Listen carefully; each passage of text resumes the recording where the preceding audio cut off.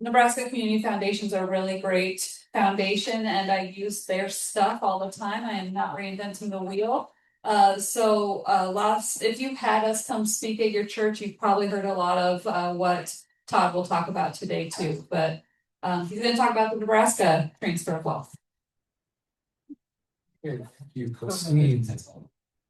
Well, good morning to all of you, and thank you for being here today. As Christine said, my name is Todd Meckelberg with Nebraska Community Foundation.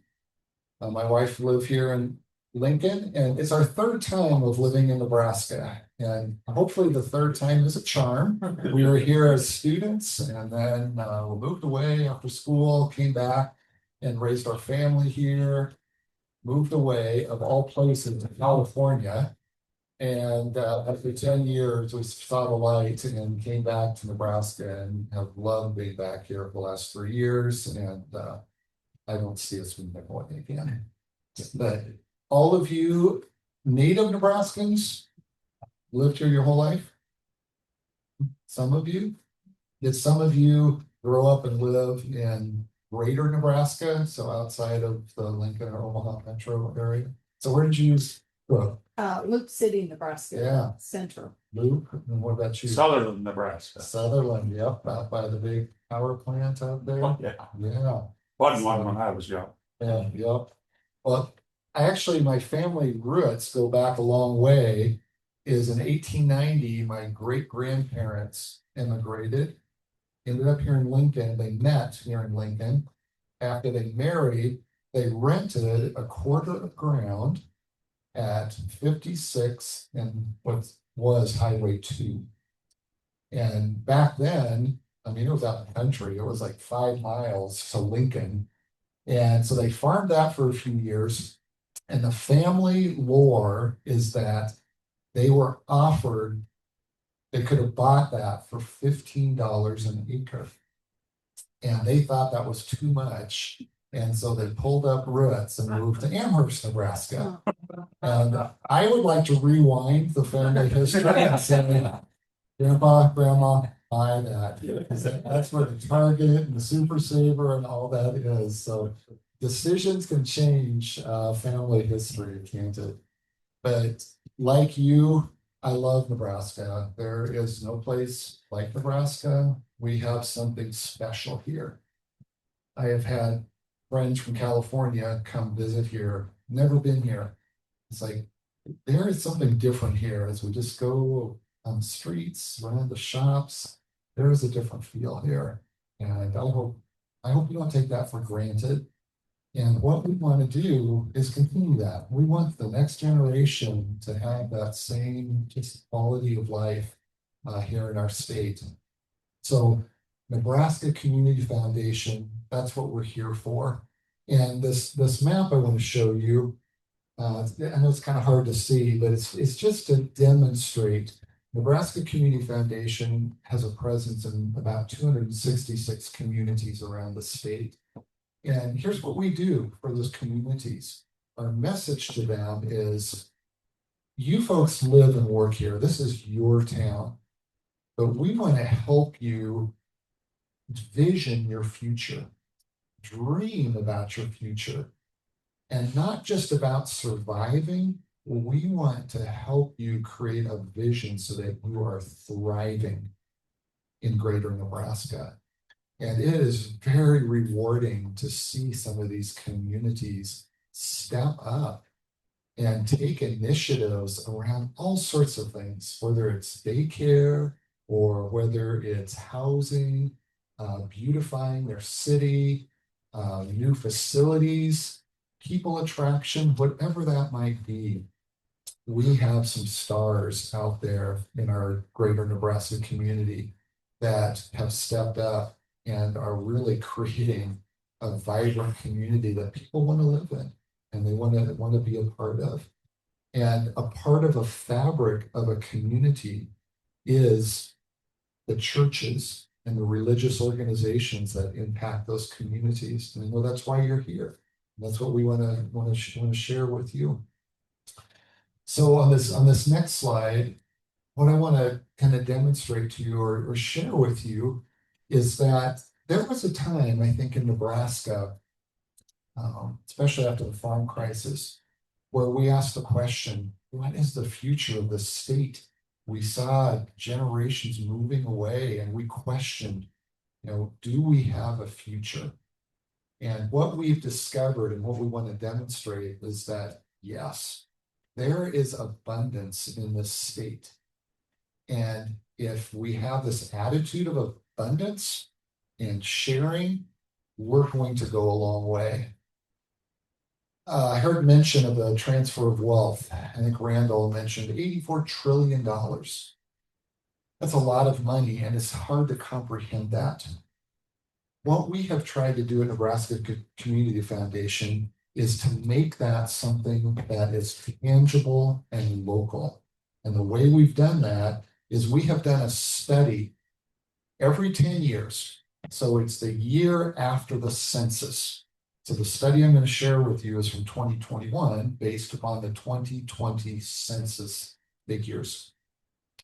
But what that study specifically does is we look not at the $84 trillion, but we ask the question, what's going to happen here in Nebraska as a state? And also, what's going to happen in your county? So we drill down so that you can look at those numbers and not just see a bunch of zeros, but you can see this is what's available in my community.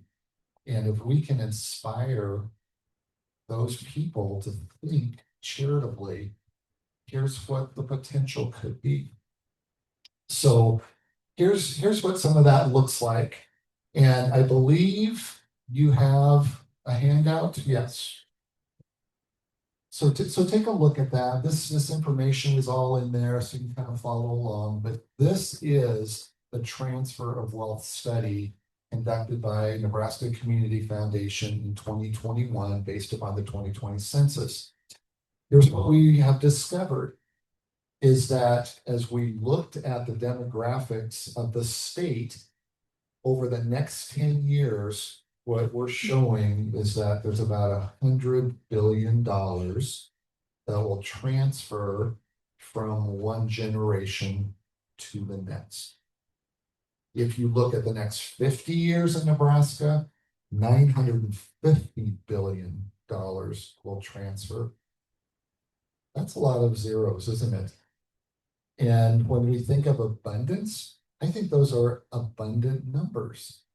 A lot's going to happen with this generation. I'm at the tail end of the baby boomers. I was born in 62, and I think it goes through 64. A lot of you are baby boomers. So we have this responsibility of asking the question, what is it that we are going to do? So those are the dollar amounts. On this next slide, what that shows is the timing. So we have 93 counties here in Nebraska. And what this study showed is that out of those 93 counties, 71 of them, the ones in red, the peak transfer, so most of the transfer of wealth is going to happen in the next 10 to 20 years, 2021 to 2045. That's a lot of red counties, isn't it? That's going to experience the transfer of wealth. The gray ones are after that, but that makes sense because a lot of those are along the I-80 corridor. So you got your Omahas, Lincolns, Grand Island, Kearney, North Platte. There's a lot of younger people in those communities. And so there's a little delay in some of that transfer of wealth. But in greater Nebraska, the Sandhills, Southwest, Northeast, a lot of that transfer is going to happen here very soon. So on this next slide, I want to show you then what's going to happen here in Lancaster County. So now we're talking local. So you saw Nebraska was 100 billion, 101 billion. But here's in Lancaster County, we had a population in 2020, the census showed, of 322,000 people. The transfer of wealth, which is right in the middle on the bottom, shows that right here in Lancaster County, 14.2 billion will transfer in the next 10 to 20 years. And then 710 million would be 5% of that. And that's the message that we're trying to get out to folks, is that you have accumulated your wealth here in your community, maybe a successful business, you've farmed, you've raised your family here, educated them. So your community, in whatever form that looks like to you, is a natural extension of what you might do with some of your wealth. We understand that most wealth is going to go to family, but we are asking the question, what if just a portion, 5%, went back to charities in your community? And this demonstrates what that could look like. 14.2 billion, 5% of that is 710 million. What could your congregation do with a portion of that?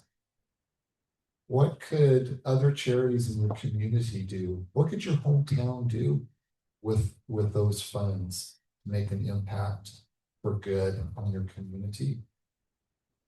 So on this next slide, which is the last one, here's the message that we just want to share with you from this transfer of wealth.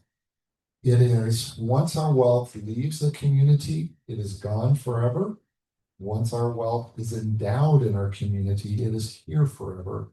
The time to act is now. The opportunity will never be greater. And I appreciated what Randall was sharing, about universities having endowments. Well, guess what? We can do that too. Our churches, our hometowns. Right here in Nebraska, we have $188 million that's endowed to benefit those 266 communities. So, for example, the city of McCook has $8 million in their unrestricted endowment. They have about $500,000 every year that they can make decisions on how to grant that money out to make an impact. That's what we would love to see at our churches. What if we had an unrestricted endowment in our church that every year your finance committee, your church board could sit down and dream with that money?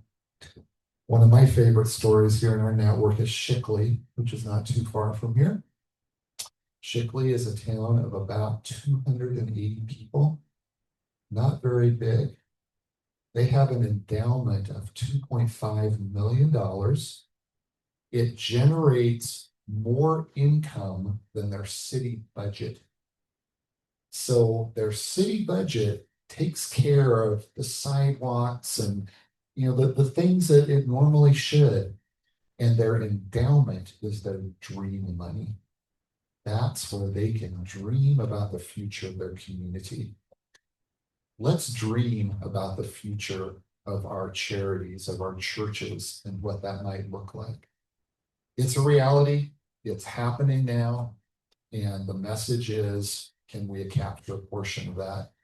What I'd like to end with is a 3-minute video that explains the transfer of wealth here in Nebraska. So enjoy this video. Thank you for your time today. There are people who have invested in us. And so an opportunity to give a little back for those who are going to follow us. It's just the right thing to do. The transfer of wealth is this incredible opportunity for Nebraska. In the next 10 years, we're going to see $100 billion transfer from one generation to the next. Much of that money will go to heirs. Some will go to taxes. What we're asking generous Nebraskans to do is to think about contributing 5% to their favorite local charities, including their hometowns. That's, if you take 5% of $100 billion, that's $5 billion that can be used as a margin of excellence to build our hometowns for the next generation. We think that in the next 20 years, 71 of Nebraska's 93 counties will be reaching their peak transfer of wealth. And in fact, some counties are already reaching their peak transfer of wealth today. So this isn't something we should just be talking about. The transfer of wealth is something we should be acting upon with all urgency and haste. So please do it while everything's kind of good, yeah. You have to look in the mirror. What am I gonna do about it? What's my responsibility? I mean, you can take my case. I've got a child in Omaha and I've got a child in Ames, Iowa.